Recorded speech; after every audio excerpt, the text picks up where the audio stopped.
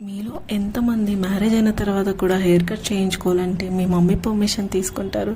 నేనైతే ఇప్పటికి కూడా తీసుకుంటాను. ఇప్పుడున్న పొల్యూషన్కి హెయిర్ అయితే చాలా డ్యామేజ్ అయిపోతుంది. అండ్ ఇంకొకటి ఏంటంటే, మనకి లాంగ్ హెయిర్ ఉంటే షార్ట్ హెయిర్ కావాలనిపిస్తుంది, షార్ట్ హెయిర్ ఉంటే లాంగ్ హెయిర్ కావాలనిపిస్తుంది. బట్ ఒక్కసారి హెయిర్ కట్ చేయించామంటే మన హెయిర్ మన కంట్రోల్లో ఉండదు. కంపల్సరీ హెయిర్ కట్ చేయించాల్సిందే. ఆఫ్టర్ 2 years తర్వాత నా హెయిర్ కట్ని చేయించాను. ఫస్ట్ ఫెదర్ కట్ చేయించాను జావిద్ హబీబ్లో. బట్ హెయిర్ గ్రోయింగ్ అయితే అస్సలు బాగాలేదు.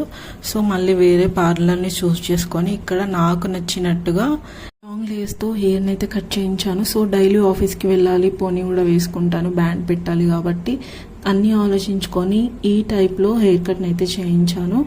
అండ్ ఎక్కువ హెయిర్ పోకుండా అడ్జస్ట్ చేయమని చెప్పాను. ఫైనల్గా నేను అనుకున్నట్టే నా హెయిర్ కట్ అయితే వచ్చింది. మా హస్బెండ్కి అయితే హెయిర్ కట్ చాలా బాగా నచ్చింది అన్నారు. అండ్ వీడియో నచ్చితే లైక్ చేసి మన ఛానల్ని సబ్స్క్రైబ్ చేసుకోండి.